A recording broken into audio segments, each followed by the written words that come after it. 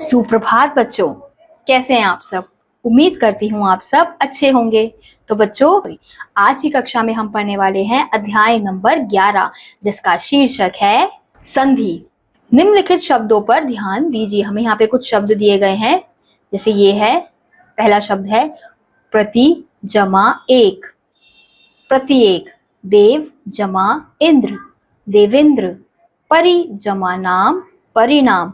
तो हमें यहाँ पे कुछ शब्द दिए गए हैं। तो उपयुक्त सभी शब्दों में समीप के दो वर्णों का मेल हुआ है, जिनमें कुछ परिवर्तन हुए हैं। जैसे प्रत्येक में ई जमा ए से ए बना है। उसी प्रकार सूर्योदय में अ जमा उ से ओ बना है। इसी प्रकार अन्य उदाहरणों में भी वर्ण परिवर्तन हुए हैं। वर्णों के इस प्रकार के मेल से उत्पन्न परिवर्तन को संधि कहते हैं। यानी कि जब दो वर्ण आपस में मिलते हैं तो वो एक नया वर्ण बनाते हैं, मतलब उनमें परिवर्तन आ जाता है, तो उसी को हम क्या कहते हैं, संधि कहते हैं। दो वर्णों के पास पास होने पर उनके परस्पर मेल से जो विकार या परिवर्तन होता है उसे संधि कहते हैं। अब हम यहाँ देखेंगे, संधि का अर्थ है मेल। जब दो अक्षर मिलकर तीसरे अक्षर में बदल जाते हैं तो उस विकार या परिवर्तन को संधि कहा जाता है। ये था हमारा संधि का अर्थ। संधि का अर्थ होता है मेल। अब हम देखेंगे यहाँ विच्छेद का अर्थ, यानी कि अलग करना। जिस प्रकार दो वर्ण या अक्षर का मेल होने पर संधि होती है, उसी प्रकार संयुक्त शब्दों को अलग अलग करने की प्रक्रिया संधि विच्छेद कहलाती है। यानी कि संधि मतलब मेल और विच्छेद मतलब अलग करना। तो संधि विच्छेद हो गया कि जो मिले हुए अक्षर हैं उनको अलग करके लिखना। तो जैसे परोपकार का संधि विच्छेद पर विच्छेद क्या होगा, पर जमा उपकार, उपकार है, तो ये क्या हो गया हमारा परोपकार। तो संधि के, अब हम यहाँ देखेंगे संधि के भेद। संधि के 3 भेद होते हैं।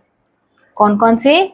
स्वर संधि, व्यंजन संधि और विसर्ग संधि। तो सबसे पहले हम स्वर संधि के बारे में पढ़ेंगे। दो स्वरों के पास पास आने से जो वर्ण परिवर्तन होता है उसे स्वर संधि कहते हैं। यानी कि जब दो वर्ण आपस में मिलते हैं तो पास पास आते हैं तो उसमें जो वर्ण परिवर्तन पाया जाता है तो उसी को हम स्वर संधि कहते हैं। जैसे रमा जमा इश, रमेश। तो यहाँ पे आ और ई मिलकर क्या बने, ए। तो यहाँ पर आ ई मिलकर ए में परिवर्तन हो गए, तो इसी को हम संधि कहेंगे। अतः यहाँ स्वर संधि है, क्योंकि यहाँ पे स्वर में बदलाव आया है। ऐसे ही स्वर संधि के भेद, इसके 5 भेद हैं। दीर्घ संधि, गुण संधि, वृद्धि संधि, यण संधि और अयादि संधि। सबसे पहले हम दीर्घ संधि के बारे में पढ़ेंगे।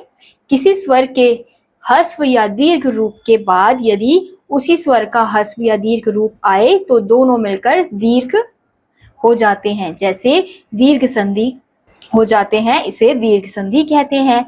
जैसे आकार की संधि, तो यानी कि जब ह्रस्व और दीर्घ दोनों मिलकर ह्रस्व या दीर्घ ही बन जाते हैं तो उसी को हम दीर्घ संधि कहते हैं। जैसे अ जमा आ, तो सुख जमा अर्थ, सुखार्थ। ऐसे ही अ जमा आ। देव जमा आल्य, देवालय। ऐसे ही आ जमा आ। रेखा जमा अंश, रेखांश। ऐसे ही आ जमा आ। दया जमा आनंद, दयानंद। अब अगला है ईकार की संधि।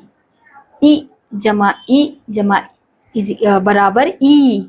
तो रवि जमा इंद्र, रवींद्र। जब ई छोटी ई और 2 छोटी ई मिलती है तो उसका क्या, बड़ी ई में बदलाव होता है। जैसे यहाँ पे रवि, यहाँ पे भी छोटी ई है, इंद्र में भी छोटी ई है, तो ये जब दोनों छोटी ई मिलेंगी तो क्या बन जाएंगी, वो बड़ी ई में बदल जाती हैं। ऐसे ही अगला है गिरी जमा ईश, गिरीश। ऐसे ही छोटी ई और बड़ी भी ई जब मिलती है तब भी क्या बनती है, बड़ी ई ही बनती है। ऐसे ही ई जमा ई। मही जमा इंद्र, महेंद्र। ऐसे ही ई जमा ई। रजनी जमा ईश, रजनीश। ऐसे ही अगला है ऊ कार का ऊ कार की संधि, ऊ कार व ऊ कार की संधि, तो छोटा ऊ और आप मिलकर बनता है बड़ा ऊ। भानु उदय भानुदय, ऐसे ही छोटा ऊ जमा बड़ा ऊ तो मिलकर बनता है बड़ा ऊ। तो लघु जमा उर्मी, ऐसे ही बड़ा ऊ जमा बड़ा ऊ मिलकर बनता है छोटा ऊ। तो यहाँ पे है वधू उत्सव, वधूत्सव। ऐसे ही बड़ा ऊ मिलकर बनता है बड़ा ऊ। तो भू उद्धर्व, भू जमा उद्धर्व बुद्धर्व। ऐसे हम अगला देखेंगे गुण संधि। अकार या आकार के बाद यदि ह्रस्व या दीर्घ ई उ या री रहे तो अ जमा ई ए या ए बन जाते हैं, और अ जमा उ ओ बन जाते हैं, और अ जमा री अर बन जाते हैं, अर हो जाता है। इसी को गुण संधि कहते हैं। जैसे यहाँ पे दिया हुआ है हमें अ जमा ई ए बन जाते हैं, तो नर जमा इंद्र नरेंद्र। ऐसे ही अ जमा ई बराबर ए, तो गण जमा ईश गणेश। आ जमा ई क्या बन जाता है, ए बन जाता है, छोटा ए, तो महा जमा इंद्र महेंद्र। ऐसे ही आ जमा ई क्या बन जाता है, ए, तो महा जमा ईश महेश। ऐसे ही अगला है अ आ उ बन जाता है, अ या आ जमा उ या उ बन जाता है ओ। ऐसे ही देखेंगे हम यहाँ अ जमा उ ओ बन गया, तो पर जमा उपकार तो क्या बन जाएगा, परोपकार। ऐसे ही अ जमा उ ओ बन गया, तो नव जमा ऊड़ा नवोड़ा। ऐसे ही अगला है आ जमा उ ओ महा जमा उत्सव महोत्सव। ऐसे ही अगला है आ जमा उ ओ दया जमा उर्मी दयोर्मी। अब ऐसे ही आप अ जमा आ जमा री करेंगे तो वो अर बन जाएगा, अ जमा री अर बन गया, तो देव जमा ऋषि देव ऋषि। ऐसे री आ जमा री अर वर्षा जमा ऋतु वर्ष ऋतु। अब हमारा अगला है वृद्धि संधि। जब आ का ए से मेल होने पर ए तथा आ का ओ से मेल होने पर ओ हो जाता है, तो इस मेल को वृद्धि संधि कहते हैं। जैसे अ जमा ए क्या बन गया, एक जमा एक अकैक। ऐसे ही अ जमा ए मत जमा ऐक्य मतैक्य। ऐसे ही आ जमा ए तथा जमा एव तथैव। ऐसे ही बच्चों आ जमा ओ को अगर हम करेंगे तो ओ बन जाएगा, जैसे आप यहाँ पे उदाहरण देख सकते हैं। अब अगला है हमारा यण संधि। ह्रस्व अथवा दीर्घ ई उ या री के बाद कोई भिन्न स्वर आ जाए तो ई का य, उ का व और री का र हो जाता है। इसे यण संधि कहते हैं। जैसे ई जमा अ य, यदि जमा अपि यद्यपि। ऐसे ई जमा आ या, अति जमा आवश्यक अत्यावश्यक।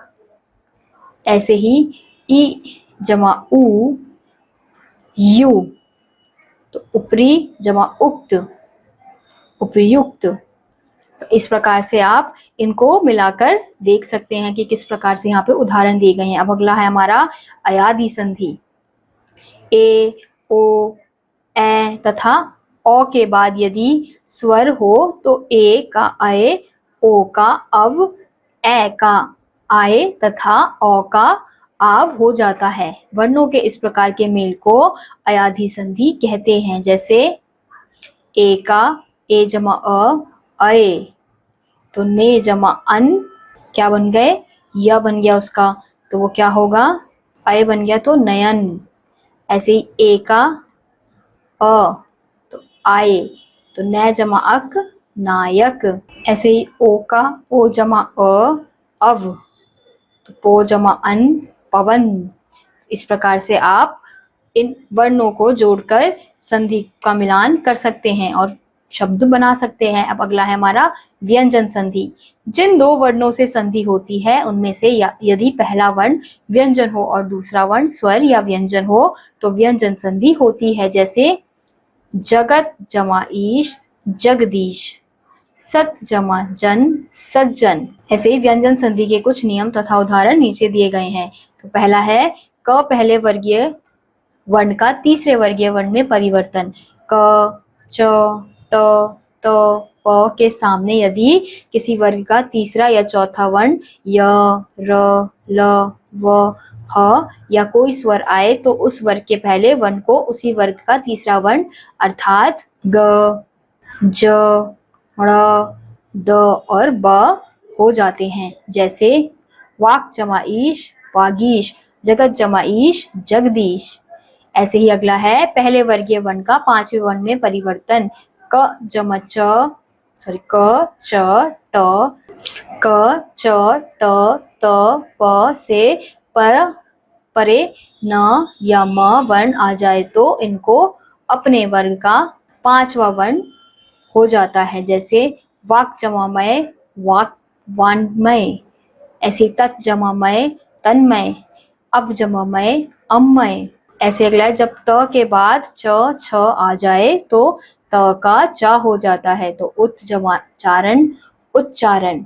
ऐसे अगला है जब त के बाद ज या झ हो तो त का ज हो जाता है। जैसे सत जमा जन सज्जन।